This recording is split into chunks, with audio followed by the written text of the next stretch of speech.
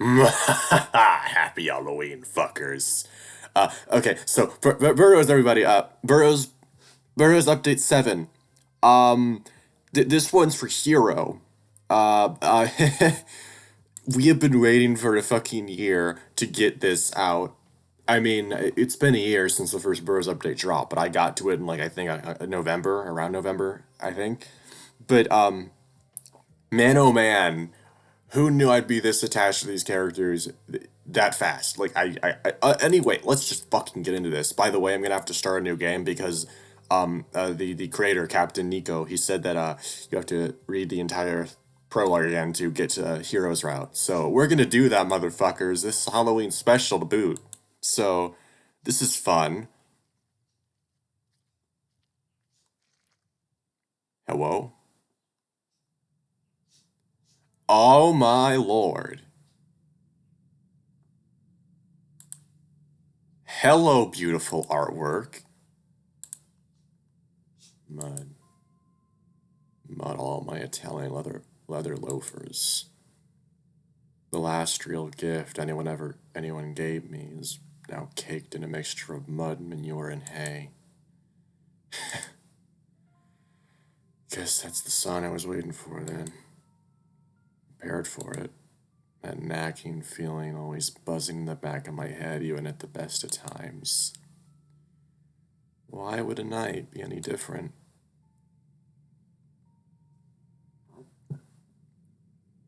Oh man, we have to fucking relive this. I, I'm gonna make sense. Gray's gonna relive in these events for the rest of his life if he manages to survive this shit that he's in. I hold up my shoes in my free hand in a futile attempt to prevent any further damage. Glad I went outside and whatever caused this mess. My gratitude is quickly dashed by the sound of thunder in the distance. Maybe it's a good night for this after all. Less people will be around. The wet mud squelches under my paws as I make way through the unpaved streets of the Ninth Ward. Now barefoot, I take care not to step on any of the broken bottles littering the street, courtesy of the locals. Guess I'd be considered a local boss now, though I never really fit the bill, did I? Another twitch of indecipherable dread reminds me that this needs to be finished as soon as possible. The sky growls, it's warning me not to continue what I press on. There's the boy. There's the boy. You know, this is way more emotional now because I actually know who Gray is and I know what his like struggles are in a way, and I'm having to replay this. I hate it. It's definitely getting me. It's definitely getting me in the feels. Took more than that to stop me at this point. God, these effects. The rain starts raining hard. Adults quickly duck inside while children scream and play in the newly formed puddles. Well, I'll give God one thing. He's a serious knack for comedic timing. Yeah, I was gonna say. Brave Fru shrug off their upstorm and continue drinking under the safety of their porch overhangs, waving their bottles at me as if to make a toast. I awkwardly mimic the motion in return, water spilling out of my shoe like an overfilled glass. Give me a strange glance, but shrug it off. The whiskey tea, likely overriding their common sense. Well, they could just be good people, Gray. Oh. Intrusive thoughts. Here we go. Great. When was it that I became so cynical again? That's a good question. For me and Gray, I guess. Well, this constant onslaught of lukewarm rain isn't exactly helping. I chuckle to myself. When God decides to take a piss where you're standing, there's not much to be done about it. Something my grandmother used to say, but in that raspy Irish brogue that I'd have warmed even the oddest idioms. I should have visited more before. That thought fizzles out before I can let myself hold on to her memory too long. a defense I'd likely cooked up to avoid adding more guilt on top of the burgeoning pile. Instead, I turned my focus to the unpleasant smell currently evading my senses. A section of New Orleans without paved roads seemed perpetually waterlogged, leaving a distinct sulphurous odor on anyone or anything that walked through them. It was actually pretty dangerous to walk in them at night after a rainstorm. Tiny air pockets can create sinkholes that will catch you off guard if you step too hard on them. A little girl runs by in a mud-stained dress, laughing playfully as her mother closes in with a towel stretched out like a fishing net. Reminded of all the time me and the gang would sneak into the city to play with our secret friends here, not caring if our new clothes got dirty in the mud. The annoyance of my ruined shoes melts away as those old memories overtake me. We wait for a carriage to cross by in the hayfield and jump onto the back, picking up other kids along the way. Sam would usually miss the jump and plod behind, out of breath, and useless by the time we got into town. Me, Aten, and Charles would play soldiers while Sam, Jules, and Simone would stay behind and make us mud pie rations. I hope nobody ever actually ate those. Actually, I think Ed might have tried to trick Sam into. Damn it! If only I tried to stop him. Oh, yeah, it's definitely more polished now that he's redone it with different sprites and stuff. No, good memories. One time, Etienne and I climbed up to the rooftops and pretended to fence with sticks until the sun went down. If Jules hadn't pulled me down, I doubt I would remember to go home. Simone always looked so glum when we had to leave. She never let us walk her home. Ed was the same way. Deep down, they must have known we came from money, so they reminded the beatings that we usually follow these outings. Jules would try to take the blame, being the oldest, but the adults never bought it. We'd all go to bed hungry and with sore bottom, pretending to feel bad, but stifling laughter under our sheets, perfectly pleased with ourselves. It was hard not to laugh when the governess pretended to scold us in front of her parents, making goofy faces at us all the while. Crashed to my left, breaking down my reminiscing. Some cats been flying ass over tea kettle down the steps of the pub by the gruff-looking bouncer. Any pain was hardly reflected by his dazed expression. I can smell the reek of liquor on his breath as he locks eyes with me. I pass by and he grazes me with that toothy jack-o'-lantern grin that's so distinctive of felines. Not to be deterred, he scampers off to find another haunt. His determination is almost admirable. Wonder if I looked that gone when I used to. You know what? Fuck it. This whole thing would be so much easier with a few drinks in my system. Maybe that cat's got the right idea after all. Once back at the pub, despite the government's best efforts, Prohibition New Orleans never really stuck. People either bought their own from home or the owners kept it hidden away in their cellars. Look through the window and see the patrons inside singing joyfully off key, playing cards, laughing. Even the bartender was getting out on the fun. No, it looks too rowdy. Looking for a soft, quiet descent into unfeeling before it's time to go. Jesus fucking Christ.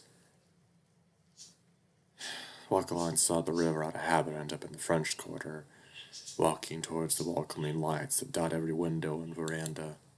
I'll bet Simone's playing a sold-out show right now. Everyone's probably there. Can't imagine a worse place to be. Any possible seeds of doubt must be extinguished. Even in the heavy rain, the playfulness and color of Bourbon Street isn't dampened in the slightest. A band playing soft jazz finishes their set as I walk by a bustling nightclub, applause punctuated by the clink of glasses and murmurs of approval. I scan the area looking for something more quiet, intimate. Rain picks up again, I wipe a few droplets off my brow with my other hand, forgetting the bouquet I've been holding this entire time. The worm pricks me a little and I recoil instinctively, cursing under my breath at the stupid thing.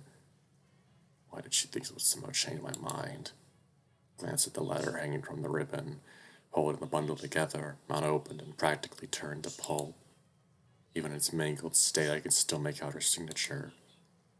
Forever yours, Christine. The hell am I doing holding on to this? Suddenly I notice a red light in the distance, and so apart from the sea of orange gas-lit lanterns. I feel drawn to it like a moth to a flame. The red is bright but gentle, leaning more towards the pink of sweet hibiscus bloom than the tawny blaze of real fire. Upon closer inspection, I see that it's actually a neon sign. It flickers out of existence each time a droplet hits a tube with a sizzle, slowly fading back into its brilliant hue.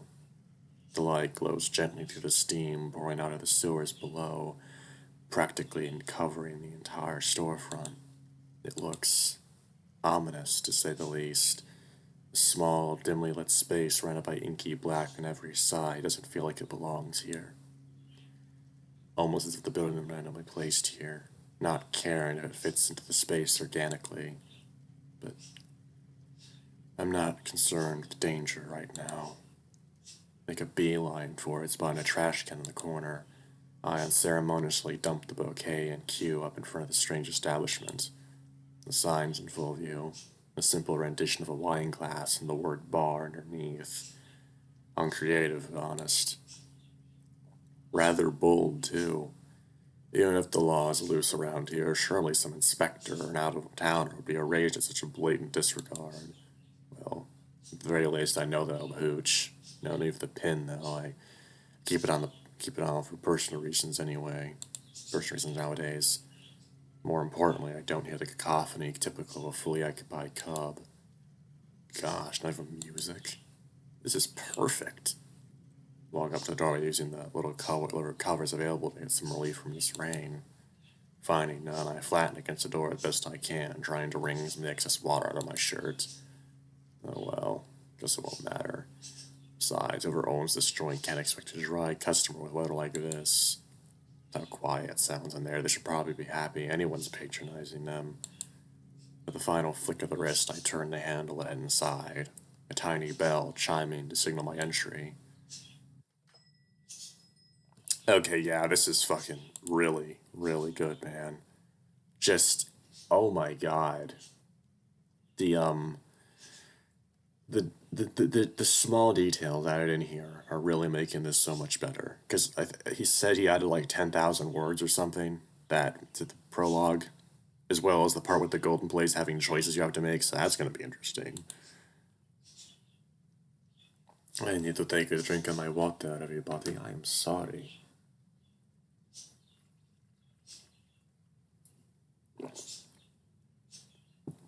The inside is wildly different from what I expected from its humble exterior, looking more like a high roller's lounge than a speakeasy. There are tables for billiards and poker in the back, and cigarette dispensers lining the walls. I even see some back rooms, likely for more private affairs. This place couldn't have been open for long, or it would have dragged me here already. It's got every illegality us heathens could desire, all in one place. Only thing missing seems to be the bartender. This place be closed for the night? Hello? Are y'all open? Here's someone shuffling around the back. I guess when it's this day, you only get me to be front and center. I hope I'm not being a bother. Say, making a puddle in the foyer. Still no response. It's unsettling, and I feel the need to fill the dead air. Sure is nasty out there, eh? I hate this. Look, if you're not open, I can go. No, no, please. I'll be at your beck and call in just a moment, sir. A male voice, deep, hair awkwardly shuffling around before emerging from the kitchen. Now proudly tending the bar is a tall, portly rabbit wearing a well-tailored suit. Gives me a charming smile, acting as if he hadn't kept me waiting. It works. He hums to himself while drying some freshly washed glasses. It would be totally unremarkable if not for the strange leather mask covering his face and ears. Makes otherwise cuddly appearance a little sinister. He noses me making a wet spot at the door and waves me over with a friendly grin. Sure is coming down out there, ain't it? Sure is. Speaks in that slow, charming Louisiana drawl I grew to love after moving here. I have no idea how to do that. Sorry. just for me to come sit, and I trot over, my soaking wet paws slapping against the hardwood floors. The bunny doesn't seem to mind the potential property damage and smiles as I awkwardly squeeze one of the vinyl-covered bar stools. The feeling of my damp ass against the grippy seat sends a shiver of displeasure up my spine. I shake it off and look at the rabbit who's staring back expectantly. Anything I can get you, sir? Our boss will only stop with only the finest imported liquors. Ain't only the finest service to go with it. Where was this service when I first got here? Might as well take a shot in the dark. Can you make me a gimlet? Really? Do you mind if it's on the sweeter side? Or a tad load on gin, none of that bathtub slop, mind you. Not at all, thank you. Ah, but of course. Order for Mr. Possum, coming right up. Start shuffling around behind the counter, and I take a better look at him now that I'm up close. He's husky, for sure, but there's power underneath that cage of fluff. Tell from the way he effortlessly shifts bottlenecks through his fingers as if they weighed nothing. Imagine it simply comes with the job in this part of town, though. He'd make a better bouncer than bartender. Guy can barely fit behind the counter. It's the mask, anyway. Mardi Gras was a few weeks ago, and doesn't exactly look festive. If anything, it looks like some perverse take on... Oh my god. Oh my god, you fucker. Course you'd mention a Poe story. The whole Mask de Fer, or the Mask of the Red Death. His demeanor's anything macabre, though. Just looking for excuses not to like this fellow. He occasionally looks back at me, clocking my stares. Expect at least a glimmer of disgust, the kind of homophobic recoil I've grown used to. How would that even be a word in the 20s? I don't... whatever. Instead, he's pleasantly smiling at me. Clearly takes pride in his showmanship, gliding with ease from bottle to bottle. It's like some sort of dance. It's nice, seeing someone who found what they were clearly meant to do. Some people can just make it work. The gentle pour into a gold-rimmed cocktail glass, he finishes the drink, garnishing it with a thinly sliced lime wedge. Looks amazing. Please enjoy. Thanks. A slow sip, letting the taste of alcohol linger on my tongue for a few seconds before I gulp it down. In mere seconds, 12 years of sobriety get thrown out the window. I'm sure my sister would be seething right now if she could see me. 12 years. So we're saying that Gray is an alcoholic? Obviously. He literally said that in the last update, you fucking idiot. Good. The sweetness is chased by that familiar burn that the strong stuff always delivers. Most places secure water their drinks down, so this is a nice change of pace. With that tingling on my throat subsides, I relax my shoulders, feeling calm for the first time in days, maybe weeks. Alright, before this hits my brain, let's go over everything one more time, just to be sure. First, they'll find the note in my bed. I'm sure Simone will be mostly confused, Ten will be angry, neither will believe it. No telling what Jean will say. Either way, they'll probably try looking for me right away. Go into head east, find some tall trees well away from the roads. And then look up and notice the bartender staring intently at me. Guess I got lost in thought. Shouldn't he be used to folks drowning their sorrows in booze by now? I don't mean to pry, but Boss been troubling you, boss? Great, he's the chatty type. Yeah, you could say that. Not keen on burying my soul to random barkeep, friendly or not. At least I can feel myself drying off. Yeah, that's a cool touch. Oh, naturally, a sour little possum slicking out his den to drink his problems away, and on a night like this, you'd have to be down on your luck. Well, I won't poke the bear, the man has his reasons. But please don't hesitate if I can help ease whatever's ailing you, sir. I take great pride in pleasing my patrons, rain or shine. Yeah, right. As if this is a problem that can just be swept away. Glance over at the game tables once again. I wonder if this was his way of convincing people to waste their money on them. Would you be interested in a game or two, perhaps? Bingo. See his fingers twitching compulsively. He must be a dealer. Sorry, not my vice. Such a curious thing, those vices. They can be a man's destruction or his salvation, depending on the day. Either way, gambling ain't my preferred method of self-destruction. And what, if I may ask, is? Well, last time I said run away, I'm gonna stick to that. Oh my god. God, this art is fucking... This art is so fucking cool. I guess... Just don't want to have to deal with my problems anymore. Why even lie at this point? He's no therapist, but he wants to listen. He's definitely getting more than he bargained for. But so is everyone who knew me. No? Your man knows, right? Not really. The liquor's loose on my lips, I don't care. Look, you really don't know me, mister. I'm not a good man. Try to do what's expected of me. I try to go against everything I was taught to believe. And in the end, I sided with the wrong people. I left the ones who really cared for me behind to fucking rot.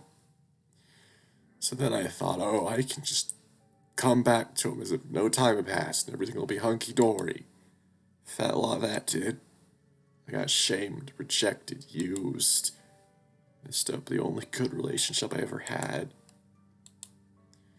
Nothing ever felt the same after that. When you completely destroy a person.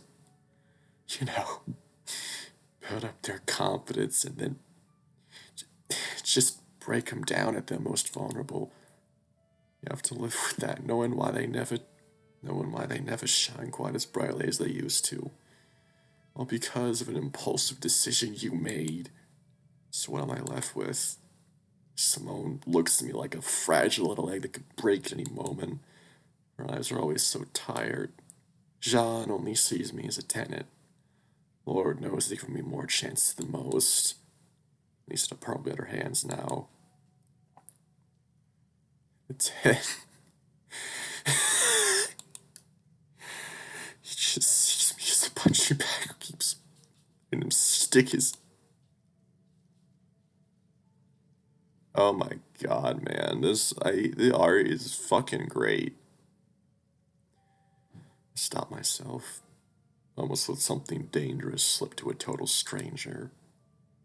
Just pour with a heavy hand. One drink shouldn't be enough to get me going like this.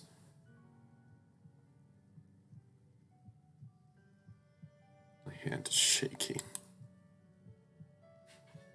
Oh man, that's cool.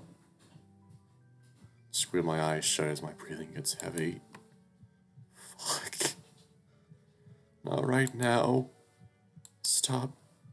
Stop, stop, stop, stop, stop. You know, this should fucking stop.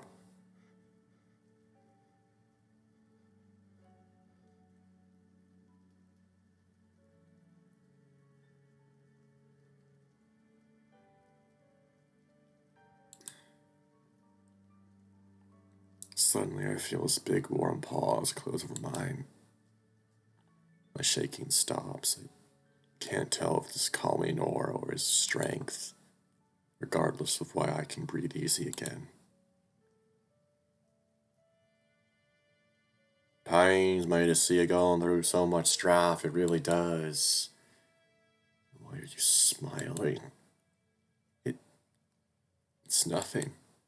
Forget I said anything, really. It's my face on my hands and sigh. Don't feel better after saying all that out loud. Maybe if it was someone who actually mattered. Being so sweet right now, though, I can't help but imagine how things would be if we met on a different night. Who knows? Maybe we could have been friends. A slight sting as my fingers pass over the scratch from those roses and I remember something important. Someone named Christine comes by looking for me. Can you give her this? Tell her I won't need it where I'm going. That I'm sorry. Takes the ring in his large paw and inspects it before pocketing and nodding. Weirdly, I imagine him trying to fit it onto one of his massive fingers. Oh, if it'll put your mind at ease. Actually does in a way. That was the final preparation. Well, it doesn't completely wipe away the guilt. There's nothing left to tie me to this place. That is... Huh? If you could indulge me in a simple gamble. I roll my eyes. I already told you. He stops me and holds a hand out, rolling a gold coin across his knuckles. It's nothing like that, just a simple coin toss. Think of it as a good omen toward your travels.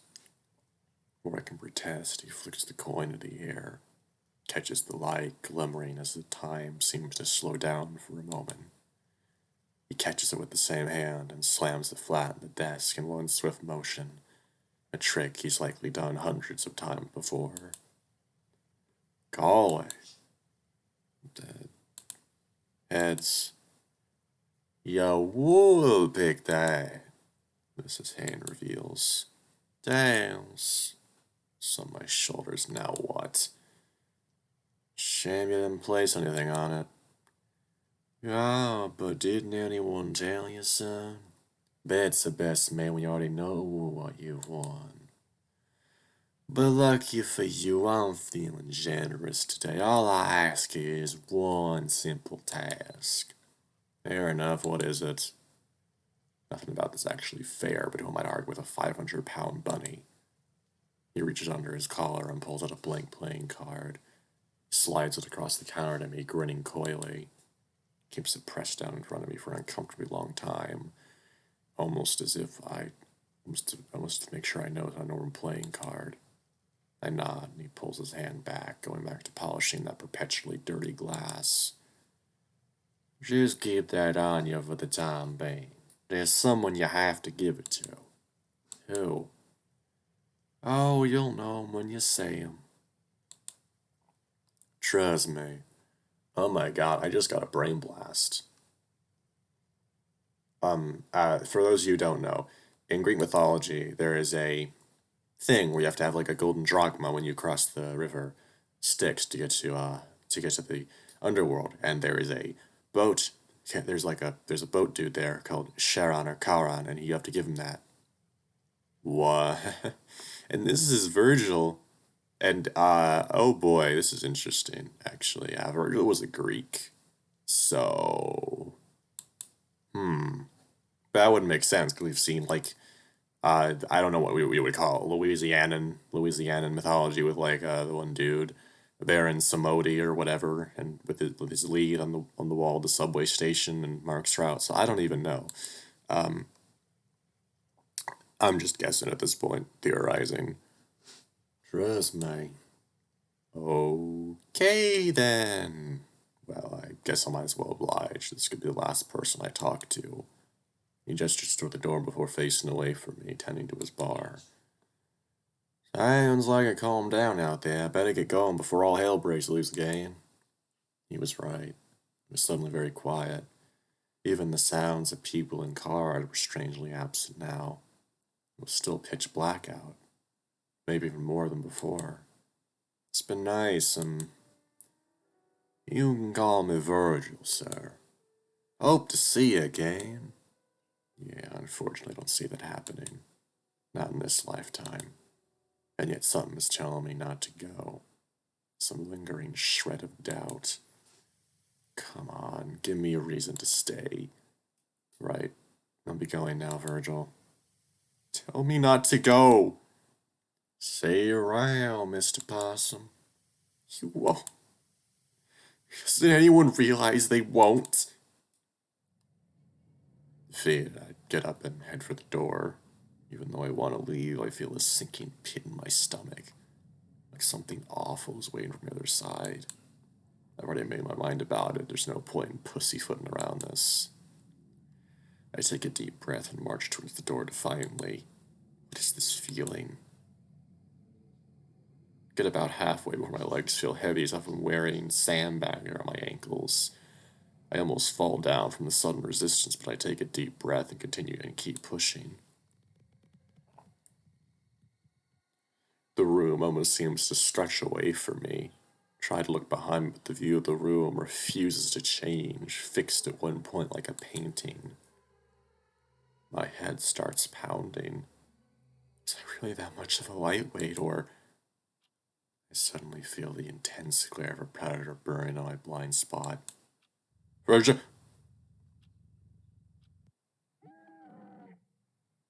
I'm angry.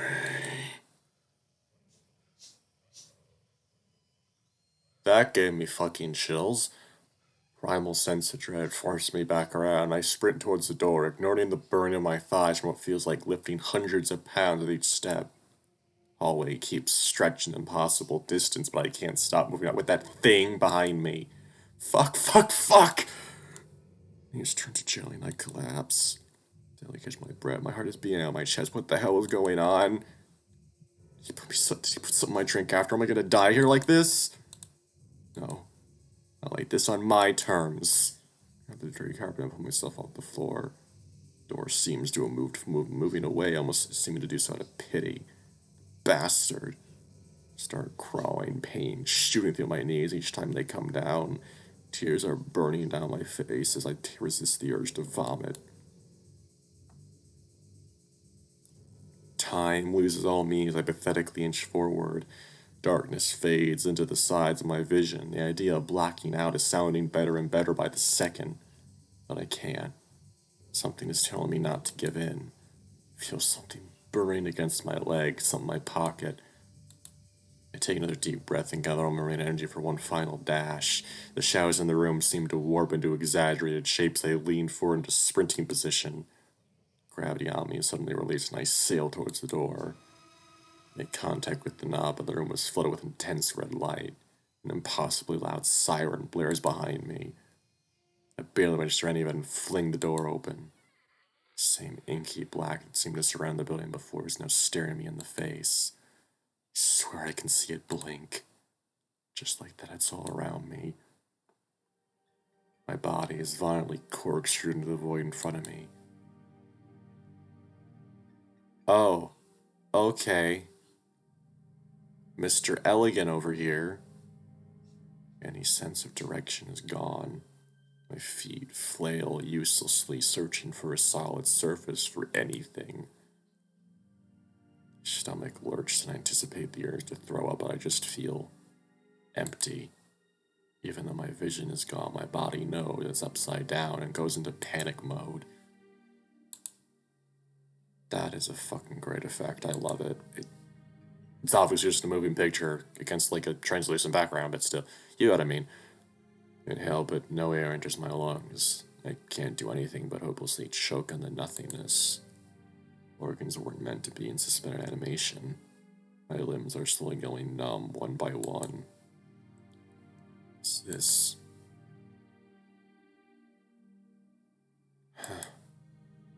I always thought death would come quickly. There were times I begged for it. I'd clung to hope that I would be snuffed out like a candle, that my conscience would be obliterated before I was given time to register the pain. Instead, it seems death is cruel, an agonizingly slow torture where I drift helplessly as infinity passes by. Ironically, that's the one gift I've been given. Time. Time to reflect on everything. Every little mistake, every time I said every time something I said came out funny to a person I liked. Thinking I'd found something to like in almost everyone I'd met. Think about everything we could have done. All the precious moments we wasted. I'm a corpse. There's no point in wondering what could have been. My body's entirely numb now. I don't even feel the need to blink anymore. My jaw hangs open, tongue hard as a stone. Something breaks to the icy black. I'm not alone. There are others here in the dark with me. They drift aimlessly, sometimes facing through one another, like jellyfish floating through the endlessness of the ocean. Ghosts. Were they tricked too? It's no matter. How we ended up here isn't important, just that we still exist at all. I feel some sort of connection with them. Our bodies are gone, but our emotions can extend like extra limbs. They caress each other with them. It's some primitive form of communication. Using the last ounce of focus, I'd save what feels like centuries. I release my thoughts outward like the roots of a tree. Contact. Unease their pain. I use my most potent memory. First time I fell in love. They'll be spared the violent aftermath. Can afford them that at least. They smile, I think. That feeling was the only solace I could offer, and yet somehow, knowing that it made them happy, even just a little, it's the most important feeling in the world to me. This is how things should be. God damn it, why didn't I help anyone who really mattered? Waited and waited for someone to say no while ignoring what everyone else was going through. I want to try again. I need to try again. Please. Don't make me beg. As soon as that thought crossed my mind, my drift suddenly accelerates. Was I heard? Was it him? Wind starts to rustle the fur on my face. It must be falling. Warmth returns to my limbs and my bones crack, popping back into place. Life is pouring back into me. Air fills my lungs and fresh tears moisten my eyes. Glowing light surrounds me and the air vibrates with friction as I pass through layers of atmosphere heading towards something. Brace myself for certain death as the ground pulls up faster and faster, but nothing. Okay, so, holy shit, that was a fucking great sequence. I mean, obviously, it's a great sequence. I remember from the first update, but I don't know, there's something about it there that just made it so much more potent. Probably because I already know who Gray is and know what he went through, and I know who Sam is, and I know, like, it's. I know more about him now that I'm having to replay this, and it definitely strengthens the emotions you feel in that moment. And you know the character. It's so bright. I need to stand. I'm in a grassy field dotted with yellow flowers. Dandelions, maybe? Sky is bathed with golden light as if time had frozen right at sunset. Glowing particles of light and seed pods floating in and out of view as I adjust my new environment. A lonely crow is cawing somewhere in the distance, and a warm breeze sweeps over the beautiful expanse, eventually passing me as it drifts towards a familiar-looking building. The old house. Shudder runs through me. All the places. Last time I was there, I was looking back in disgust as I left. Deteriorated state brought me some modicum of joy over small. Whatever grandeur it once had was replaced by peeling paint and rotted wood. Stagnant, just like its occupants.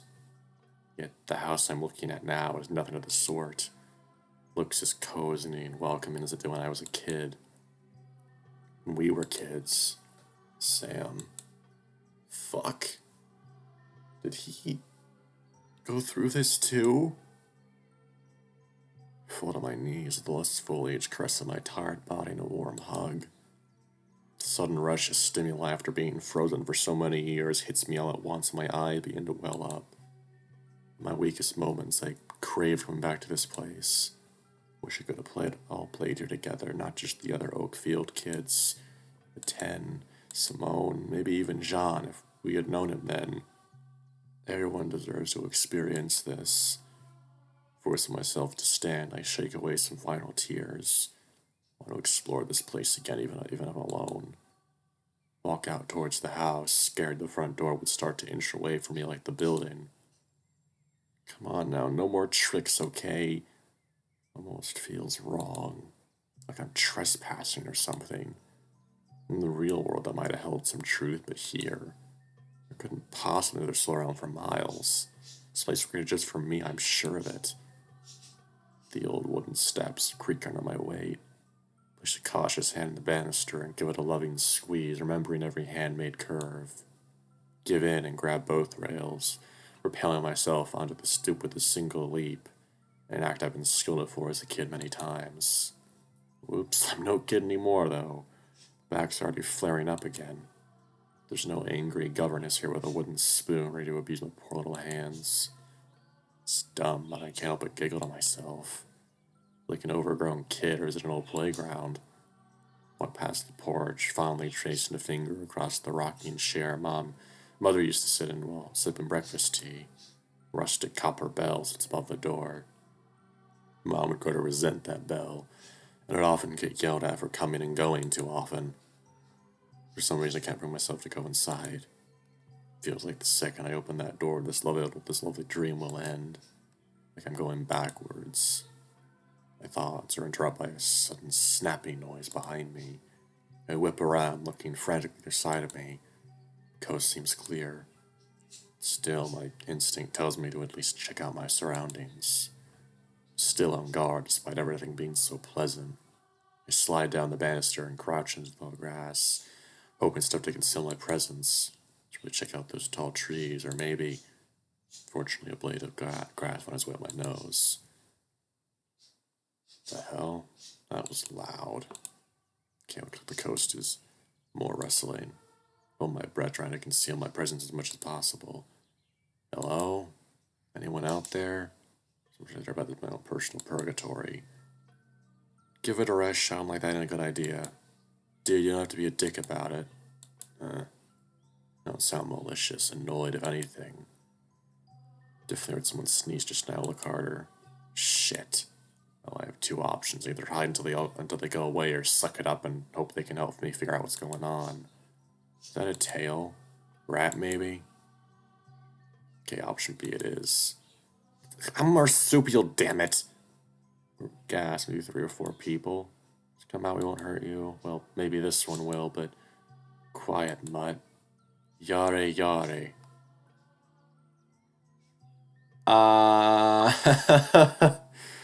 Genre? It's now or never. Put my head out to see 4 figures cautiously walking towards me from the trees. A well-dressed canine in glasses carefully stepping around the flowers. A hefty shark wearing ripped clothing stumbling over the uneven ground. Panther in leather scowling at the 3 with his arms in his pockets. A fox so small only his ears poke above the grass, pushing his way through with well-worn leather gloves. Talk about a motley crew. At least they seem friendly. Don't worry, we're just spun around as much as you must be, fella. Dissipates until you hear the voice. It's deep, soothing, and pouring over me like honey. I was wondering if we just as 4. This sure is a strange place. Yeah, but weirdly familiar. I don't know. Feline, who's clearly intent on looking annoyed, seems lost in his own thoughts. I still don't like it. Fox rolls his eyes, looking with a warm smile. Those ears. Regardless, who are you, Mr. Marsupial? Me? Taking their casual nature, did they not go through the hell I did?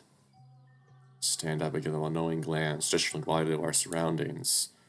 I'm Gray, and, this wouldn't be heaven, would it? It sounded crazy, didn't it? Yeah, this dude's office rocker. I keep looking for a way out. Pushes past the group and heads back to the tree line. Much introductions. Kids these days. I really don't like that dude. Why'd you pick him up? That's implying we even know where this is. Should not let him brum here. Make me seem suspicious. True. Huh. Approximately how long ago did you arrive here? The shark shrugged, glanced at the 2 for confirmation. Hard to say. Time's all screwy here. Screwy? You know, all messed up and stuff. He's an accent I've never heard before. It's overly casual for the situation with every foul being drawn out. Fits him. Design is nothing if not intimidating, but he seems to only radiate positive energy. Wolf sighs, tapping his chin, he thinks. Might have been only a few minutes or a few hours. There's no way to really know. All the days I chose to wear a watch. Bob clears his throat. My observations, the sun doesn't seem to rise or set. I mentally kept track of about 2 days' time, and the light never changed. 2 whole days? Wait, did he say mentally? Is that even possible at a clock? Yeah, the little dude was in full Rambo when we met him. Shit was wild. Certainly gave me a fright. I apologize. I assumed the worst. So, you'll pause to listen. Fish around before finally sighing. About that thing you said, Gray. Know about this being heaven? The only thing that's true. Can't think of an explanation, but we shouldn't jump to conclusions. Tony Fox nods. Correct, we need to take the utmost precaution. Which is why I propose we split up and search the area. What? His booming voice echoes in the valley, and the wolf angrily shushes him. Sorry, I mean, like, that seems like a dumb move, right? We can cover more ground if we pick a direction. The panther actually already headed north. Yeah, but every time people split up in a horror movie, bad things happen. I haven't seen enough movies to confirm, understand his logic. True, this is the only area so far, though, that's actual structure. It could be worth exploring. Go open the idea of them poking around my old room, but something tells me this is an exact copy of the real thing. The rest of us not budging. The sharp reluctantly sighs and nods. All right. Oh, it's fine. I'm Gabriel. Charmed. I'm Marcus, but Mark is fine. I introduced myself to the others already. My name is Yasuhiro. You can call me Hiro if you prefer. And the cat? Shake their heads. He never told us. Guy's a real attitude problem. Okay, so I need to do something with Mark's voice now, because when they're like in somewhere else and don't have the other people there, it's easier. But when it's like two of the same characters have very similar voices. I never told us. This dude is a real attitude problem. Can't expect anyone to act rational in this situation, but still. There's a bruise in his arms. And his arm pretty good on that dude's bad side. Hiro snaps to get my attention, pulling down his goggles with a serious expression. Alright then, I'll go west, Mark goes east, and Gabriel goes south. Gray, you stay here and check out this house. Okay. Gosh, he sure took the leadership position quickly. Must have seen me on the board before. Hope he doesn't suspect me of anything. Alright, then I'm off. If any of you find something, be sure to holler. Oh boy, everyone's going off and doing shit now. Oh boy. I nod and stay put as everyone marches off to their designated corner. All except Gabriel, who plops down on the grass a few feet away from me. Honestly, though, I want them to, like, fucking interact more. Like, I know basically all of them somewhat. I know Gabe and Mark the most, but with Ken, I know him a bit, even though it's a decidedly negative knowledge, because good grief. I don't know anything about Hiro, though, so I'm interested to see what that person, he's like. Gabriel? Yawns and puts on his headphones, clicking some strange tiny box in his hand. I can hear the faint sounds and music emanating from them. Guess he's not the working sort. Well, pretty much I already explored as much of the old house as I'm willing. I can't shake off that terrible feeling from earlier. Something is definitely behind that door. Something I want nothing to do with. I'm gonna be stuck where these guys should probably talk to them one-on-one. Get some sense of who they are. Oh my god. Oh my god, are we really about to do this? Or, hell, there's going to be a fucking choice in the prologue now. I fucking god. Hell, maybe I can even find out why we got sent here if I hear all their stories. But who to talk to? I mean... oh boy, I know... Do I get to talk to all of them? 'Cause I hope. Although these are really stylish choice things. It's very Art Deco. I love it. I'm a doctor. I'm the Dr. Mark. It seemed pretty calm. Might be a good idea to get perspective on things.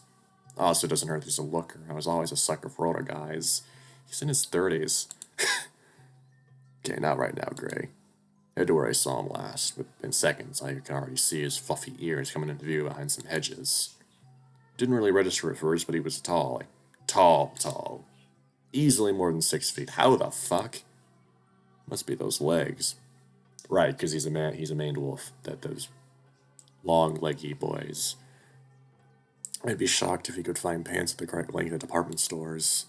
Later, gets attention when he's facing away from me, gazing at the sky as he leans against the neatly trimmed hedge. Hey, Mark, right? He jumps, fumbling with something in his hands, while cursing under his breath. Oh, sorry. No, you're fine, Gray. Tell my head and see a lit cigarette percolating his fingers. Guess the stress started getting me. Can't blame you.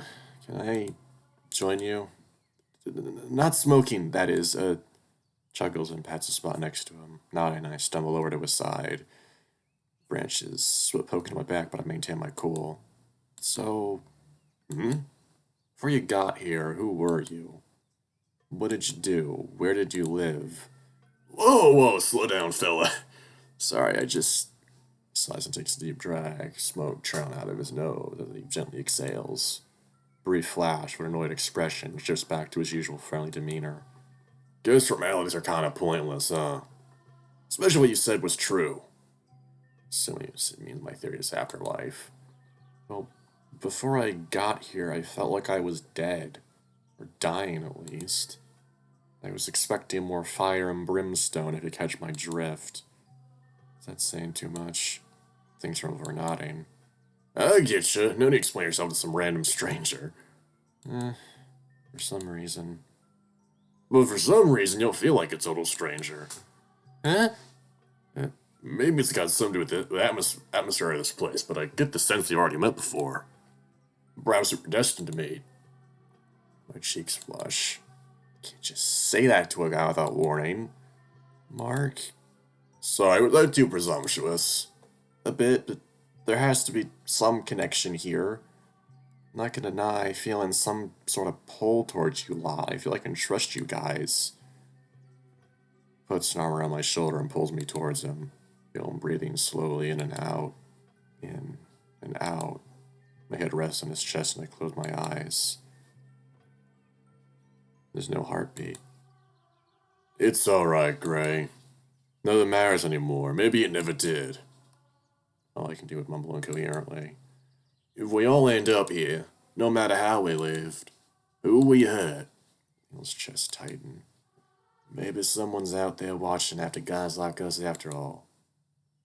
His body trembles, but he still holds me gently.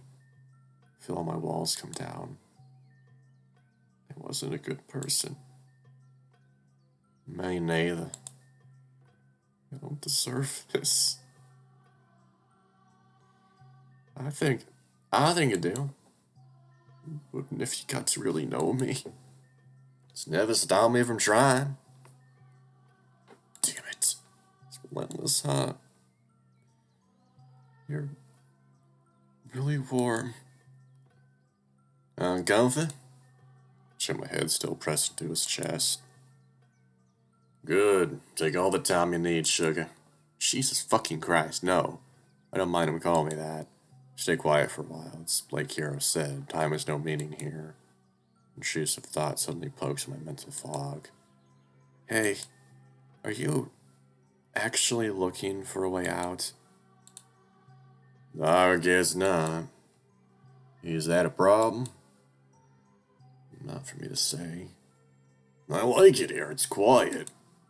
Where's your ear? Heart skips a beat. Try not to choke on my next words.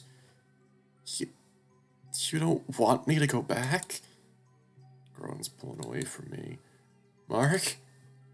My life wasn't much to write home about. The Big Apple ain't like it seems in the movies. Oh, shouldn't be asking about this in my business. Never mind, it's not important.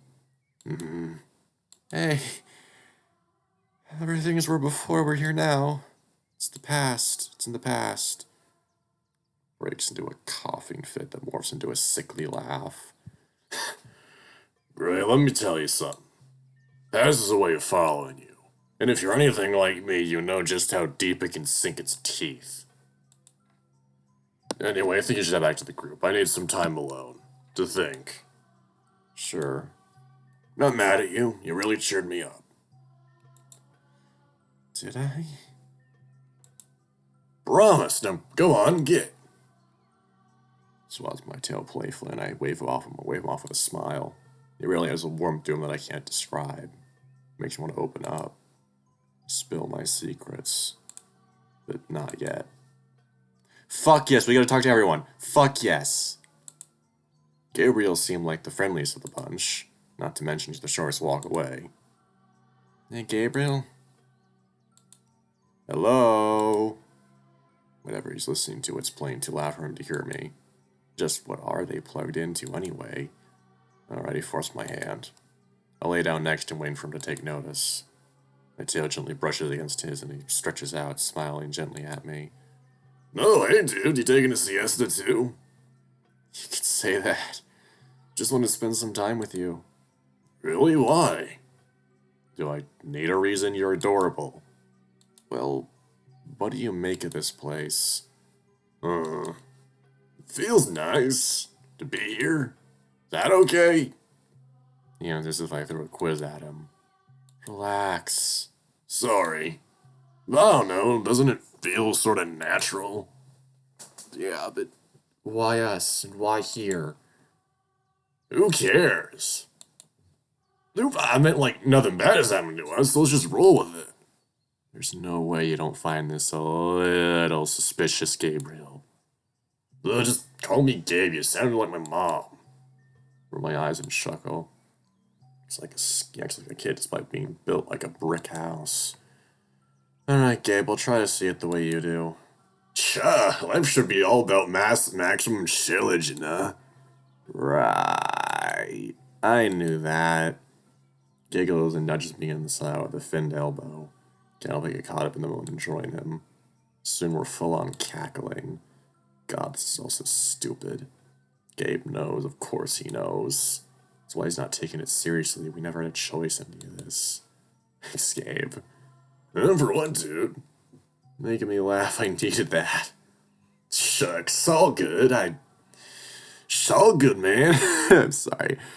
Just used to people laughing around me. Well, at me, but you know how it is. Hey, now, I'd never... I know, dude, I believe you. Not everyone's as nice as you. Hell, look at that panther, dude. Did he? So I already missed that smile. He was more aggressive at first. He went for me because I was the biggest. It was a bicep squeezing down the bruise. I always go for the biggest guy first. Stop that! Pulls hand away and sit up. It's no excuse. He needs to apologize. Chuckles morbidly to himself. Doesn't hurt. I don't think we feel pain here. Kind of gratefully at me so we could figure that out. Maybe you already knew. Gabe. Fine, honest. I want to give him a hug. I want to give him the biggest hug. Anyways, you actually want to find a way out. Sitting here with me ain't gonna help, so go and see what other dudes are up to. Alright, you stay put, okay? Stay away from that panther. Oh yeah, Captain. Cute. Oh, that was really cute. I love Gabe. He's such a goober. Hero's got the best grasp of the situation. It sounds like he's been here the longest. What era are you from? Because, like, he said yare yare, so that might be a JoJo reference, or it might just be, you know, him being Japanese. And if it's JoJo, does that mean that Hiro is the modern day? Is the modern day character? And if he's not, what era is he from? Because, there's so many questions I have about him. Hiro's got the best grasp of the situation, and it sounds like he's been here the longest. If there's anyone I should talk to, it's him. Jog over where he said he'd be. 3 minutes I come to a line of trees that stretch along the horizon. Weird. I don't see him. Did he enter these woods? Hiro? Hero! Shit, should I get the others? Here. Yes? Ah! Push around a tree trunk, his ears covered with twigs and leaves. Sorry, I was exploring a curious phenomenon and got distracted. Also, you don't have to yell. I can hear better than most. Right, sorry. So what's this phenomena? Observe! Whispers behind the trees again. The human is the word. What am I supposed to be observing exactly? Suddenly, I hear someone come behind me, and I flip around to see Hero's ears poking out of the grass. How the hell? Reaches me and flips his goggles up out of breath. Yes, precisely. When you walk through here, you end up on the eastern side of the field. There's an identical group of trees there. I don't really understand. So you're saying there's nothing beyond this point? Not nothing, Gray. Loops like a zoetrope. How is that even? None of this is possible, Gray. That much is evident by now. Feels more like being scolded, but he's right. God, I fucking love here already, and we've only got like very few lines from I fucking love him already. God, he's perfect. Does that mean we're trapped? Not necessarily, just that this isn't the exit. Phew. Didn't mean to worry you, apologies. Fine, kid. I'm not a child. I didn't mean it like that. It's fine, I expected as much. I'll have you know that I'm a very average height considering my species and nationality. Yeah, about that. You're very fluent in English for a Chinaman. When'd you learn? I'm not Chinese. Oh. Nihon Jin Desu, I'm from Japan. Oh my god, I'm so sorry. Oh, my father's crude comments about Orientals looking the same filled my mind. I turned red with shame.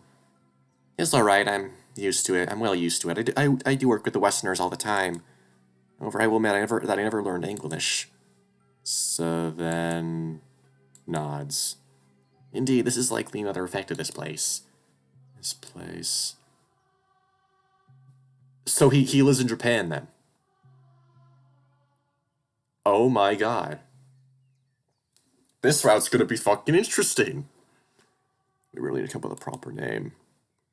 Well, I'm grateful we can communicate. Maybe this place isn't so bad after all. Well, I detect no mouse from this place. It's too soon to say whether or not a benevolent force has put us here. And for what purpose? That's what bothers me. Could this have been Virgil's doing? You know something? Shh, it's a little too soon to talk about that. I'll explain it when we're all together again. So you said you work with Westerners? Where would that be? His eyes brighten up, and I can tell he's excited to talk about his work. Well, it's still a bit unofficial, but I've been drafted to work with a highly influential German company as a chief engineer. Wow, so that's why you have those goggles. Oh no. Oh no no no no no no no no no. Oh no. Oh no. Oh no no no no no no no no. That okay. I'm surprised we never thought of this as a community. What if he's working for the... But...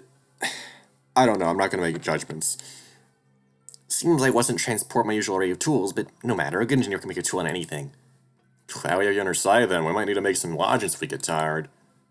Cocks his head and looks at me confused. Didn't you check out the manor? Well, it's a long story. He's clearly not buying it. Great, we have to work with this team. Want to make it out of here? Share information you have is vital. Hero, I swear that I'm not keeping anything important from you. It's just that that house is bad energy. Yeah, it sounds pretty dumb, huh? I may be a man of science, but the land I hail from considers those feelings like matter of great importance. Really? Like feng shui? That's Chinese. Shrine. Anyway, if you really think we should avoid going in the house, then we'll save it for last. Thanks.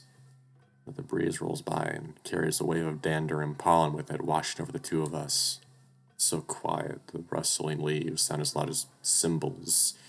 Hero's ears twitch, likely being overstimulated. Feel bad for shouting earlier. An unexpected scent while it's past me, carried on the warmth. Carried on the warm air. It smells decadent, intoxicating, familiar. Hero looks away, holding up an arm. Hero, you. Maybe me and these false trees aren't so different. Nature doesn't always get it right. Sometimes it even lies. Shakes the bad feelings off and smiles at me confidently, those eyes full of fire again. But that's why we have science. Wait, if we weren't given a perfect world to live in, we just have to build one. He's right. All we can do is march forward and hope the world can change. Feel better after talking to you, Hero. Thanks. Feelings mutual. Now, if you'll excuse me, I have some more exploring to do. Man, I love him already. I just really hope what I was about to say isn't the case. I really hope. He's working for a German company, and he lives in Japan. There are only so many scenarios I can see, and I don't like the one I was thinking of. I really don't. I nod and head back over to the clearing. Hero can definitely handle himself, that much is certain. We'll be safer with him around. His determination is contagious. Still, what was that feeling just now? No, that's impossible. I'm just being silly. Talk to the panther. Oh boy, the panther, Ken. Oh boy. Well, technically he's part of the group too. Probably wants to be left alone, but I can't overlook him hurting Gabriel besides. These have been the most tight-lipped so far. Walk over, he stormed off. It looks identical to the western side from here, but there's only one way to find out. To walk by the old house. I can't even bear to look at it. All that excitement is gone after getting that weird sensation from the front door. Regardless, Nosy. Turn around to see him wait and lean against the wall. You came looking for me, right? Did the group decide to throw me overboard or something? No. Why are you hiding back here? Hiding, please. What is there to hide from? This place is empty. We're the only real things here. What? But the birds. It's just noise. Have you actually seen a bird since you've been here? Yes, not. Something put us here. It's watching us still react. What makes you so sure, Fuck it. Name's Ken. Heard him call you Gray earlier. Charmed. Anyway, I refuse to play into its hand, not participate in the way to get a reaction out of it. Right, but shouldn't you tell the rest of the group that? Group? I never agreed to be tied up with Lou Lot. Only one who seemed worth their salt was the Fox, and he lost points when he stopped trying to kill us. Little Hero, killing us all. Can't help but the mental image just me into a laughing fit. Hey, I'm being serious, and a sharpened stick and everything. Right. Stop fucking laughing. I can't. Guess it was kind of funny looking. His deep growl softened to a chuckle. Then he smiles, doesn't look half bad. Alright, maybe this whole thing was pointless. If that's the case, let's make the most of the time. There's no point in moping around. I think we've all wasted too much of our lives doing that. Can't argue with that. Come here. Sits down just for the spot next to him. They hesitate. He still hurt Gabriel. I won't bite. Shark just got too close and I was still freaking out. So you were scared. Rolls his eyes and shoots me a slip of a smile. A toothy fang poking past his lips. You gonna sit or not, boss? Yeah. Plop down next to him and stare at the sky. He always seems to be looking at something I can't quite see. Surprised him by leaning into me. You tired? Not really. I don't think we get tired here. Fox probably figured that out already. His name's Hero. Whatever. Leans on me a little harder. It's not like I wanted to get to know any of you bozos. Why would that be so bad? You're sniffling. There's no way. Because we're gonna disappear soon. What? We just got here. I have a feeling. A terrible feeling. They scare me, the others. Can't see this place the way I do. They think it's paradise. Guess I fall into that camp, but remembering what happened with Virgil's kept me on edge. This place's charm never fully worked on me. I don't completely trust this place either. We have to find a way out of here. There is no way out. Don't you get it? Shh. You're also... We're not gonna let anything happen to us without a fight. Right. God, it's so fucking weird seeing Ken like this. When in his route, he's a fucking... My God, dude. Lays a head on my shoulder. Not so bad like this, you know. I know. Even though this is the end or whatever, it ain't easy to let my guard down. But you're being awfully nice to me. Thanks, Gray. Rub his shoulder and smile. Hot tear rolls down my cheek and he leans in to lap it away with his sandpapery tongue. Do you mind if we stay with this for a little while? Not at all. Clouds roll by for what feels like hours. There's a constant hum in the air that makes it impossible to think too hard about anything. For the first time in a long while, I'm just happy to be alive.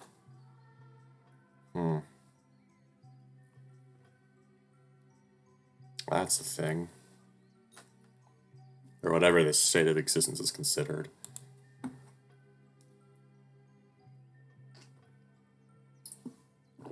Ken's curled up my arms, gently sobbing while I stroke his head. There's probably no other world where he'd let someone do this for him. Guess there's a sort of peace that comes with accepting this. Ken's been fighting that feeling ever since we got here, and it finally wore him down.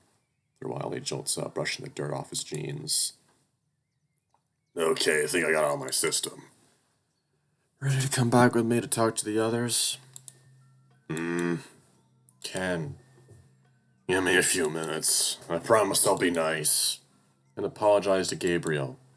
Rolls his eyes and smiles at me.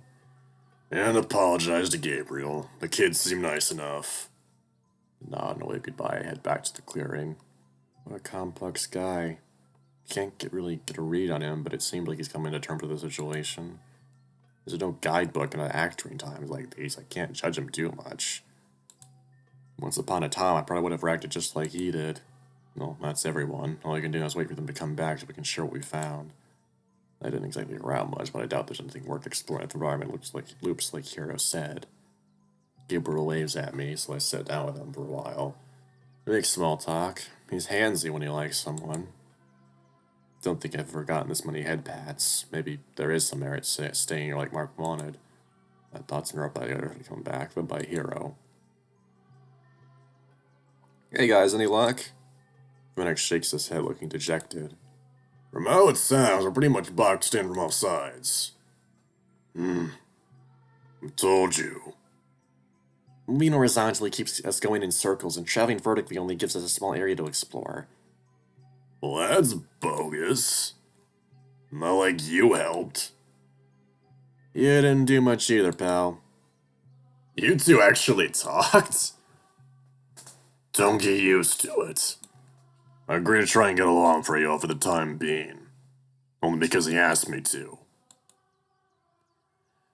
Whatever, if it means you'll stop being a dick, I'm all for it. Sorry, okay? Ray, you should have talked without talking to one of us. Fine, Mark. Gathering dinner surroundings is a priority. A little risk is expected. I suppose. We can't get hurt, we don't get hungry, and we don't get tired, according to Hiro-sama. Yes, we should still be cautious. We don't know the full scope of the... Can I say something? Everyone stops squabbling and quiets down. I took time to talk to everyone. I think I have the clearest picture. Now that I know I can trust you all, I can tell you where we are. You knew this whole time. Dude. Sure he had his reasons. I was scared, and I just betrayed by someone who seemed friendly. Sorry for not being forward before, honest. I trust him. Me too. Gentlemen. Come on, don't be a stick in the mud. Well, I don't think he had anything to gain by keeping it from us. Go on then, Gray.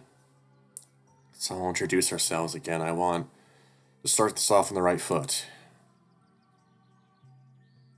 We all nod, except Ken, who groans, and Mark walks to me first, his hand stretched out.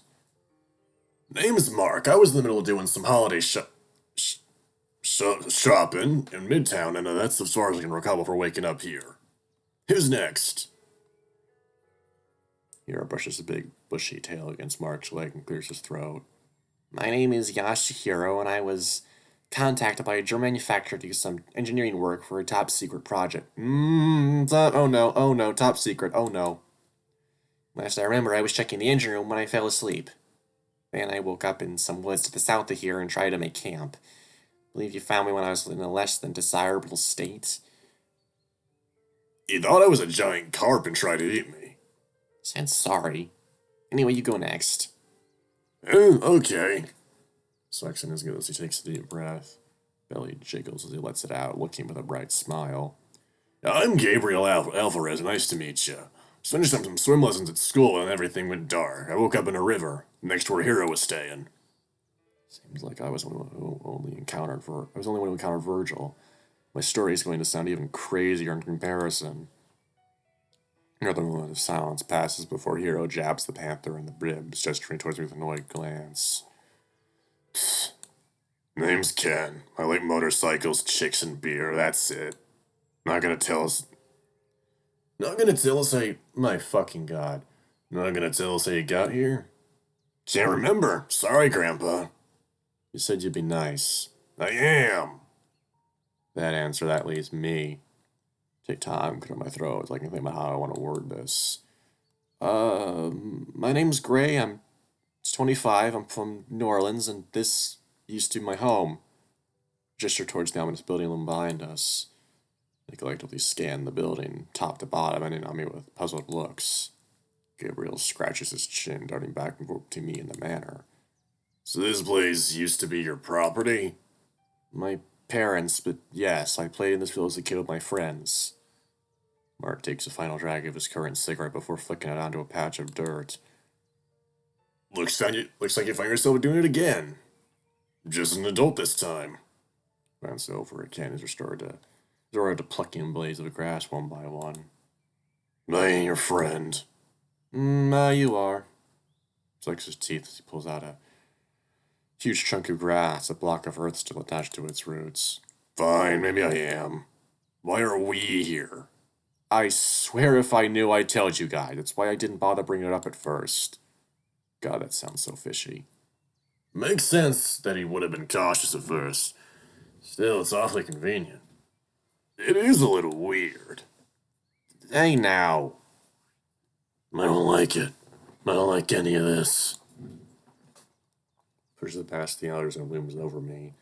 Fall back, his intense stare bored into my skull. You knew this whole time. Down, boy. Hiro moves around him and crawls over to me, looking deep into my eyes, his little button nose only inches away from mine. Feels breath on my face. Being this close, I notice that pleasant smell again. Top of that, his fur smelled clean and earthly, and under that, the smell of rubbing alcohol and oil. I don't think he's lying about his intentions. Ends up brushing dirt and grass off his trousers, extending a hand to help me up. Thank you, Yasuhiro. Nods with a confident smile. And even if he was, there's not much to gain here. It's the four of us against him. True, though, I think I'd take you guys. Like in a fight, or... Yes? Oh boy. Anyway, that's not all. Yeah, go on, dude. After listening to all of your stories, it seems that my experience was unique. Take a second to gather myself before explaining my encounter with Virgil in the bar and my apparent death. Takes a few tries, with here asking for clarification on a few things. Swear up and down that I wasn't drugged, and I promised to give him a urine sample once he can find a lab. It certainly is a hard sell. Yeah, I can see why you didn't lead with that. Don't blame me for not believing me, but none of this makes sense anyway. True, it's not an easy spot to put a scientist in. Blech. Large mountains are heap on the ground, sending dandelion pods flying everywhere. Even if we don't get tired here, we should rest our minds. Mark nods and lays down on the grass, resting his head next to Hero's outstretched legs. And at the end of the day, no matter how confusing all this is, we have to admit, it's pretty nice here, ain't it? Take care with soft silence as confirmation, lay down next to Mark. It's nicer with you all here. I'd go mad if I wasn't alone. Never again. I won't repeat that mistake if this really is a second chance. That dry grass that always tickled and pricked my nose as a kid suddenly feels softer than any bed I'd ever lain in. You guys are looking pretty cozy. Mind if I join? Of course not. Come on, Grumpy, you too. Fine. For Gray. Oh my god, Ken. Stop being a tsundere already. One by one, they plopped down around me and soon remained in a circle, staring up at the sky. There it is! There's the famous fucking image for this game. Everybody looking cool. Did it keep my, did it keep the timeline? Yeah, it did. It kept the timeline. Cool. So yeah, it kept everything. How do I get out of this? Escape, okay. Oh my god, this fucking video is already almost over 3 minutes and only like 60% of my fucking computer. Really for what feels like hours. Every minute feels surreal, as if we were distant friends who had reunited after an eternity of drifting. Like Mark said, it's impossible to deny the good feelings this place gives me. I'm still calling it that. Rather not refer to it as Oakfield, given its history. It's not creative, but... Hey guys? Huh? What's up, dude? Thought of a name for this place, I mean. Yeah, do tell. How about the Golden Place? Ken snorts, turn away from me. What? Sounds kind of like a Chinese restaurant. It's not bad. I like it. Golden Place it is.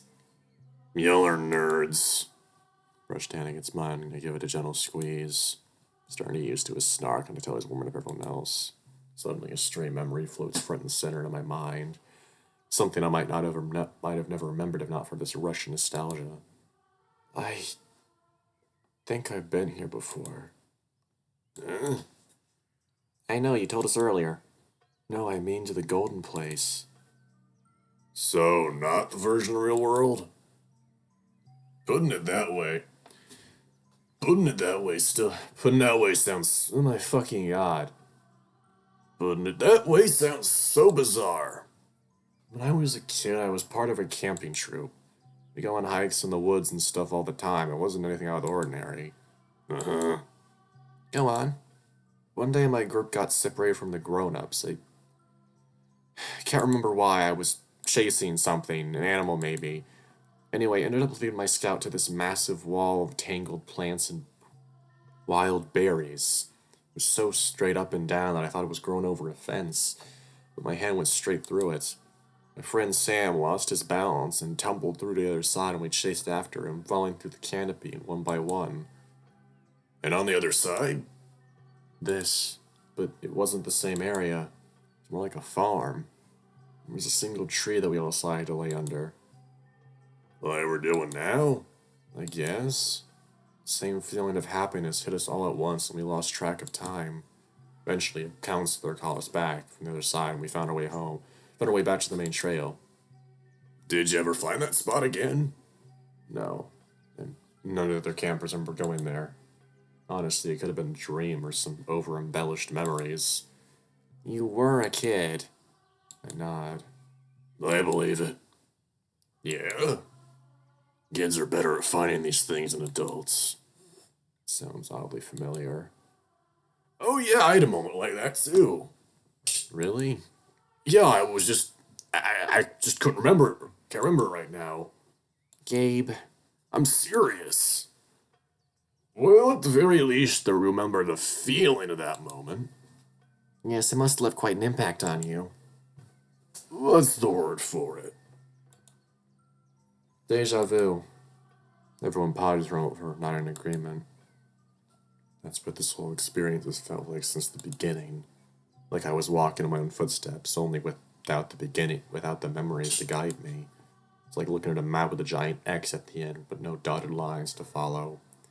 Whatever is causing this wants me to feel lost. I should feel dejected, but instead I'm happy. Mark, Gabe, Ken, Hero, they make me feel safe. Golden light above us intensifies, and a feeling of pure serenity overtakes me. The old tears start to well up again and try to brush them away before anyone else notices. It's over. There's a feel of sway of relief wash over me. Everyone's glossy-eyed and holding back tears of their own. Gabriel cracks first and bursts into a full sob, starting a chain reaction. One by one, we start bawling and holding each other, holding on to one another as if they might float away from without added weight. Ken managed to contain his episode to mere sniffles and drop by the occasional stray hiccup. He insists he must be hay fever, but at this point we can read him like a book. I didn't know if crying could feel this cathartic. I've been yelled at by my peers for crying my entire life. The intensity starts to die down and we ride out the dip in energy, comforting each other with gentle touches. After a few minutes of silence, I speak up, my voice hoarse from this horror deal, but I force it out. I wish, when rustles my clothes, everyone shifts positions to hear me better. We could just stay like this forever. Yeah, really. Yeah, it really ain't so bad. No need for food. Free from our possessions, our pasts. I suppose there's peace in that, yes. It's okay to let go, Hero. Then, it's finally over, is it? Everyone nods and Hero starts wiping his eyes away, wiping his eyes again. It's over. Thank God. Thank God. Fuck, that's a line. That's a chilling line. Here, Gabriel started to choke up next to me. We're not supposed to feel pain. We're not supposed to feel pain anymore, but why do I still feel so sad? Grits his teeth and holds his face between his hands, screaming into the void. Gabe, please calm down. He's right. Mark? Damn it, what a cruel fate. When here I still can't escape his stare. Or I can register his words as Hero doubled over, clutching his stomach. Hero, what's wrong? He's tearing at his shirt, dark blood starting to soak through the bandages underneath. How could I possibly feel satisfied being stuck like this forever? I don't know what's happening anymore. I need to. Gray! Ken's arm brushed mine before I can turn all the way around. It's too late. I can see through his body. The old house stares defiantly at me, but through his transparent torso. I shoot up and look back at everybody and see them start to fade away. What's going on? Someone. Help! There's nobody else here, idiot. I try to reach out to them, but something holds me in place. Something standing on the porch of the manor, bathed in shadow, extends a limb and turns the knob. No! Oh, me is released, and I spring towards Mark, reaching out to grab his shoulder. He looks at me with the fear of God in his eyes as my hand passes through him. I pull it back in horror as he fades away. My hand is wet with condensation, as if I touched a cloud of fog. Final outlines of the others around me fade away, leaving only indents in the grass where they once sat. Now all that remains is the sound of a pathetic whimpering fool. I'm alone. Again. Fuck you, Virgil. They looked so terrified. Why, damn it? Why? Why would you give me hope? Because you begged for for it. It's right.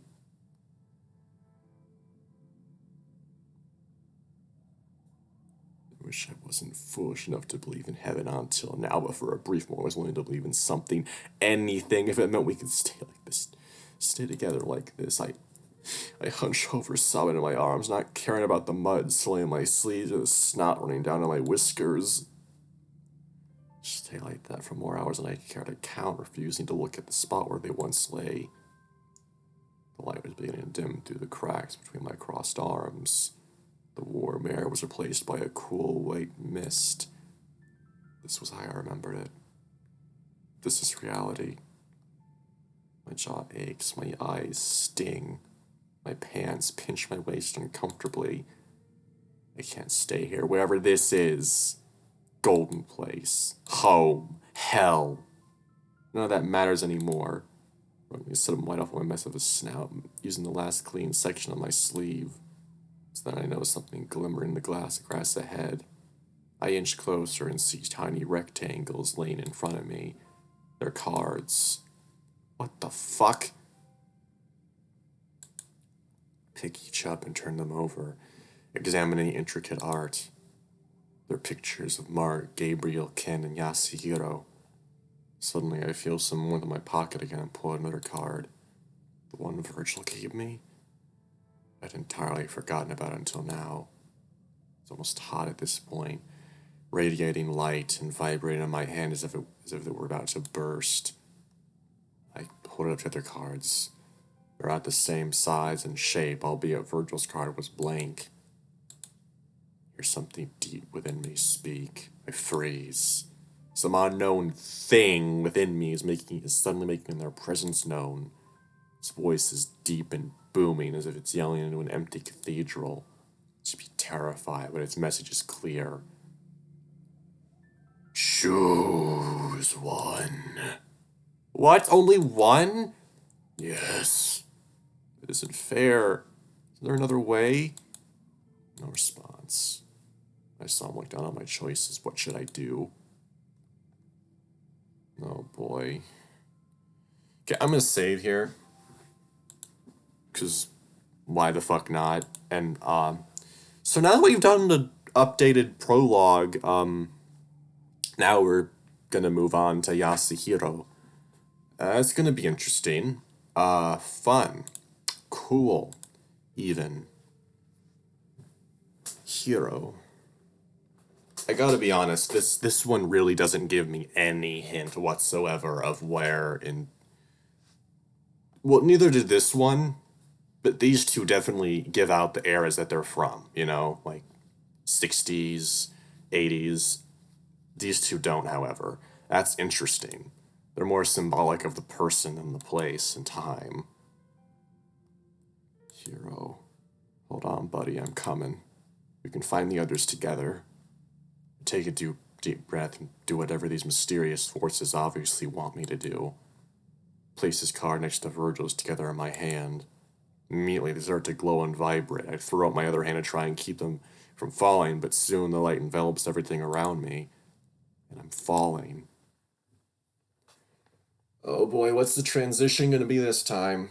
What's the transition? What is this? A stray umber cinders my cheek and awake with a jolt. Oh no.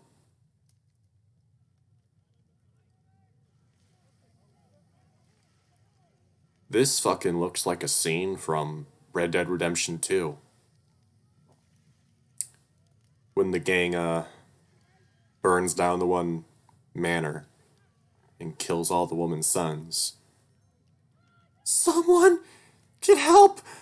The old house is on fire! Look out in the blackness of the night, a dull orange glow dancing below my line of sight. This is bad. The entire first floor is gone. How did this happen? Children, get the children! Stand up quicker than anticipated. My hands are small. I'm a kid, so is this just a memory?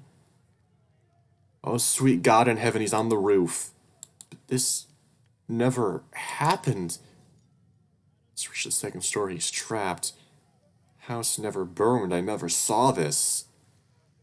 Grayson! I'm suddenly drawn to her voice echoing through the chaos.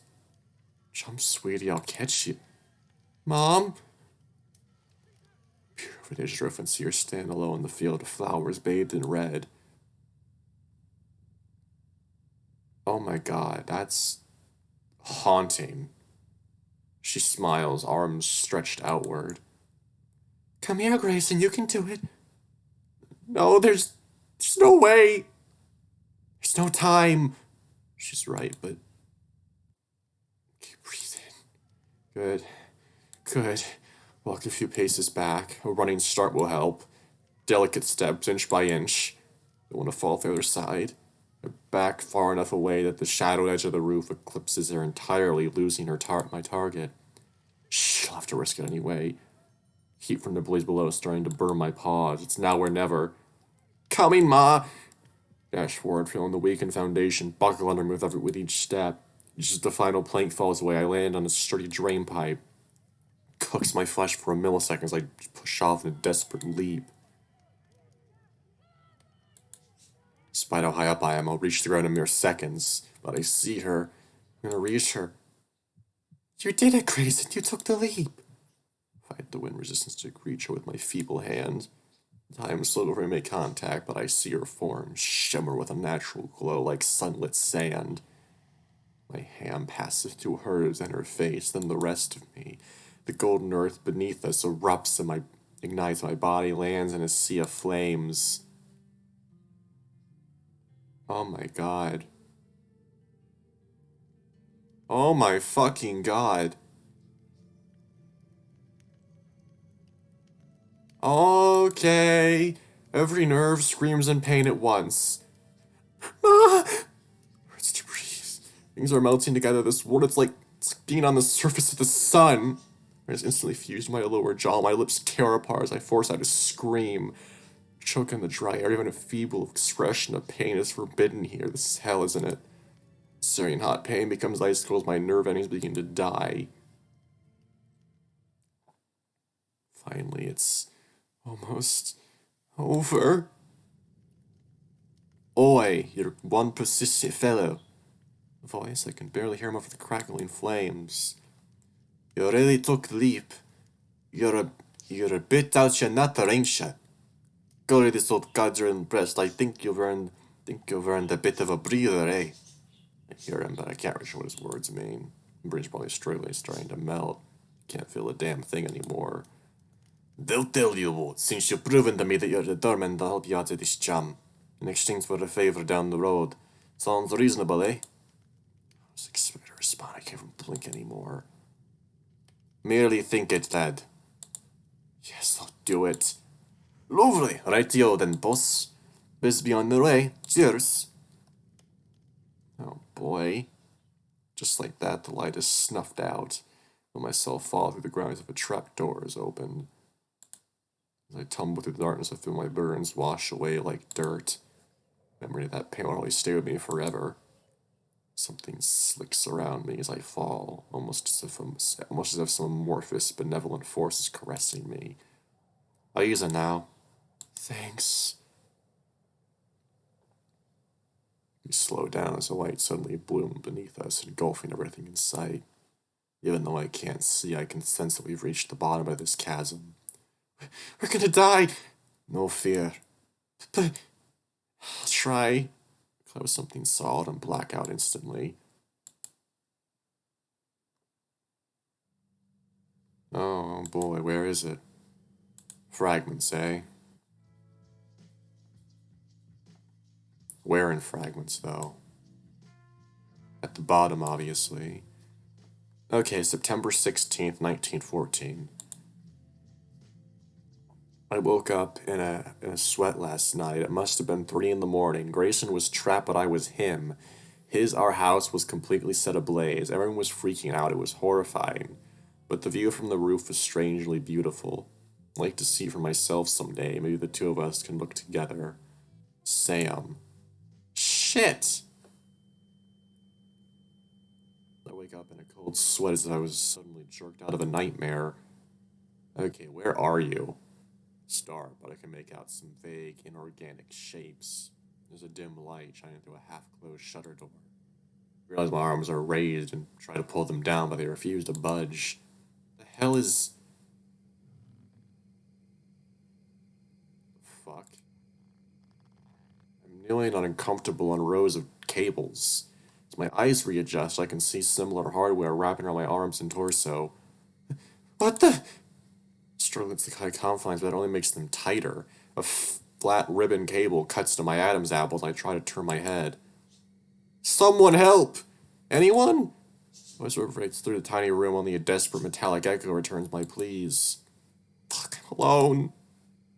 To shake, not now, not now. God, oh God, oh God, oh God, oh God, oh God. It's tense up, I can't hold myself. It hurts. Body seizes my breath, my lungs ache as a panic attack sets in. The claustrophobia makes me nauseous. I feel the bile in my throat start to rise and use the last ounce of my self-control to swallow it down. What the fuck? A loud churning sound startles me as something behind the walls comes to life. Giant metal fans begin to turn, pulling dust and debris towards them. I feel myself tugged in their direction, causing the cables to dig into my skin even tighter. My muscles harden with blood as I continue to struggle, completely immobilized. So, this is it. I either die from a heart attack or get chopped to bits by these fans. Images of medieval torture and corpses writhing in agony flash on my mind. It's impossible to calm down. If I keep hyperventilating like this, I'm gonna pass out. Please, somebody. Oh my god. So ik från den rink motorab nur Netztilgif. Ah, yeah. Fun. German, boyo. German. Oh my god, this is fucking cool. In all honesty, though, I have to go and fucking piss, so I'll see ya. Okay, I'm back, and, since I know at least some German, I'm pretty sure from, memory that this says, so I checked the left motor whether the new power supply works. I might be wrong, but my German isn't exactly the best, so you know. Oh. Gut, aber ich vertrauen den Entwürfen der Amerikaner kein bisschen. Cool. I'm probably saying that entirely wrong. I need to pause this and think for a second, honestly. Okay, so if my memory is serving correctly, this sentence is good, but I don't trust the American designs one bit. If memory serves, at least. Haha. Hoffentlich or nicht. Yeah, okay, yeah. Some of this, yeah, I'm pretty sure you can get. I just need to think a bit. Okay, so this one, if memory is telling me correct, is something along the lines of, haha, hopefully it doesn't explode at me again, or something along those lines. What language is that? German? Yeah. Yeah, Gray, it is. Where on earth could this be? Germany. There's no time to ponder. Help! Silence and footsteps. The fans are probably too loud. I need a way to... Here comes a German boy! Suddenly the door slides open. A blinding light floods the room, broken only by a small silhouette, one with big ears? Hero? Oh, this is cool. It's like it's a Furnace, Chapter 1. Hero! Cox is... It? Cox its head to moment to examine this drawing before reeling back in shock. Okay, I don't know. I cannot read kanji. Another foreign language? Oh, fuck. Hallo. Sin von inspection. Yeah. Pretty sure you can get that one. Are you here for the inspection? But along those lines, you know. My memory needs to work for a second. Okay, so the last one, my memory was fucking shit. It's, hello, I'm here for the inspection, basically. And this one's, if you don't go, I'll throw you out. Oh, no. Did say never relinquish. That means... What was that? Oh, of course. Hero wishes over to me, trying to lift the cables away from my arms. They only get pulled tighter, making me wince in pain. Mist ich eschling... Okay.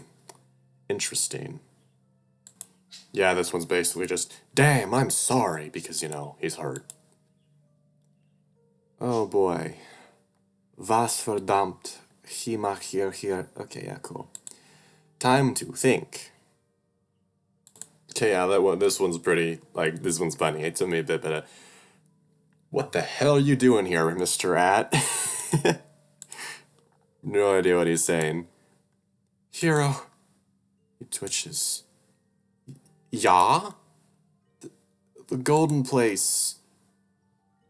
I do not fucking... And he switched back to Japanese. Oh, shit! He reaches for the cables, but sparks of electricity shoot out at him. Smell of burnt rubber fills my nostrils and he reels back, shaking the smoke off his hands. What the? Ich muss sein. Negative skeleton. I'm sorry, I'm butchering his pronunciation.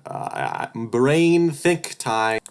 Okay, so he's basically saying I must be negatively charged. When I touch the wires, it short circuits the whole motor. Yeah, sounds about right. I don't understand. Grabs a pair of gloves off the workbench next to us, shaking his head in disappointment as he slides them on. Du und Cable haben positive. Okay. Brain think. Okay, so he's saying that Gray and the Cable are positively charged and that he's negatively charged and he shouldn't touch them.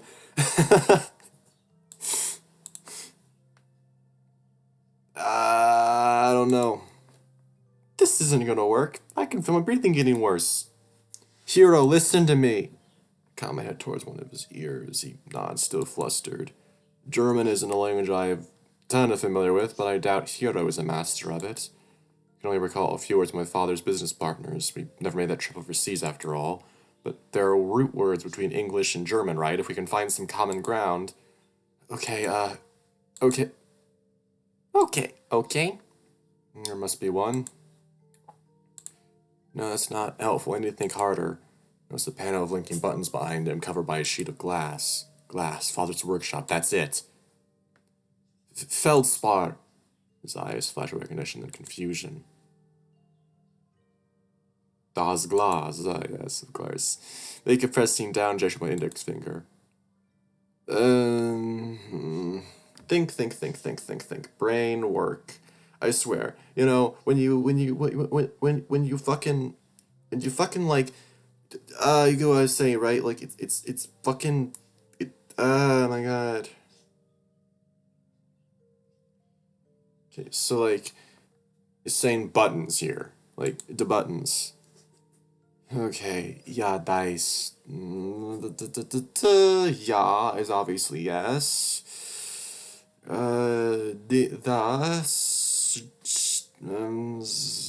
Children.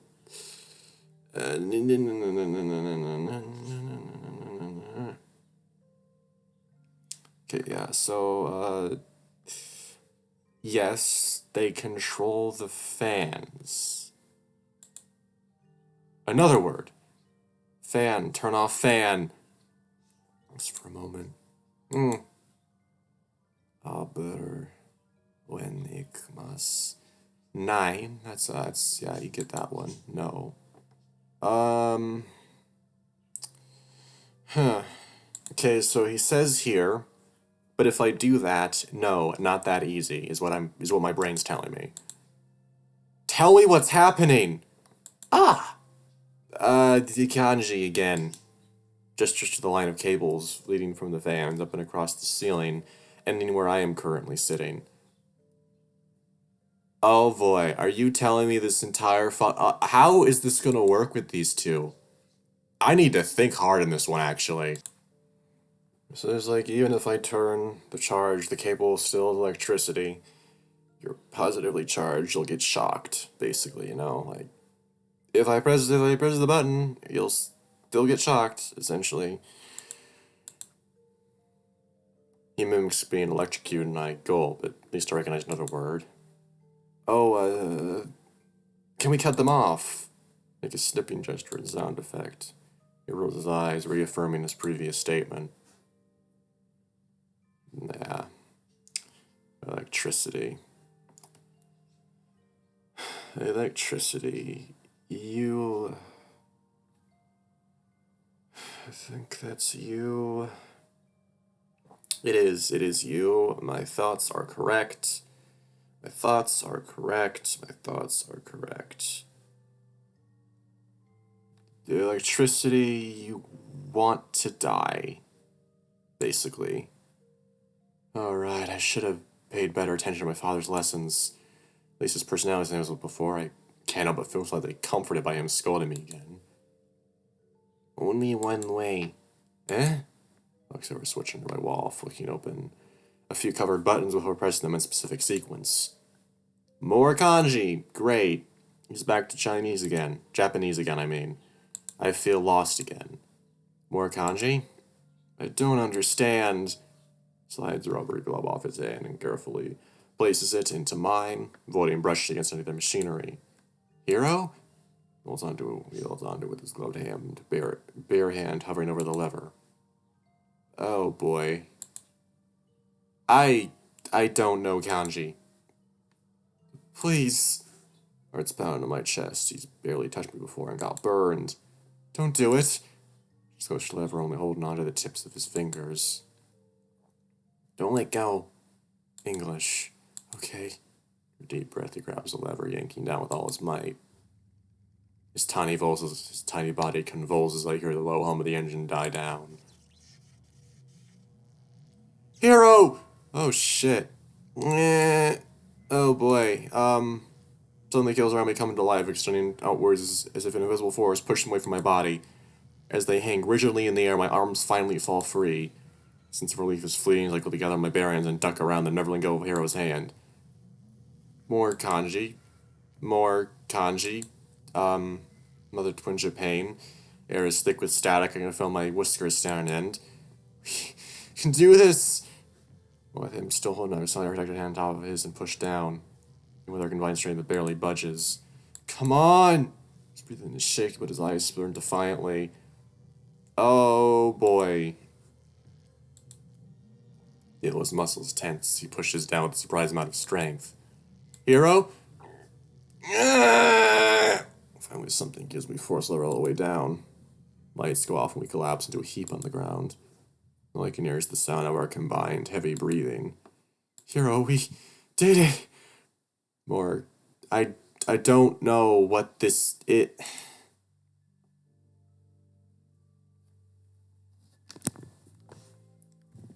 Oh man, that's pretty. That's pretty. My whiskers brush against his and hear a sharp pop as a spark briefly illuminates our faces. Oh no, the static! Chuckles in her hair, glad hit the floor. Fucking. How am I ever gonna understand this route when all this isn't fucking. Ugh! He just throws something else before he does, switching languages. Safe. Okay. Sparring around mine, really inching up. Our arm under my chin. Where he touches the fur dances, magic repelled by his fingers. I don't understand what this fucking is. Sparks, not that we can see each other a few seconds at a time. Mimic him, brushing a hand across his cheek. His fur sways like an anemone beneath under the waves. It's almost ghostly the way it floats for a moment before darting in a random direction. Wei looks back at me, so full of curiosity and wonder. I must look the same way to him right now. I never You. Hmm? No, never mind. Hmm. You know, I think I'm gonna save here and I'll do this the rest of the video later and I'll just combine the two files into one giant one somehow. And then I can upload that. So thank you for watching. I hope you have enjoyed the start of Heroes Route. I mean, I know I'm saying goodbye right now because I'm literally just going to get back. It's just gonna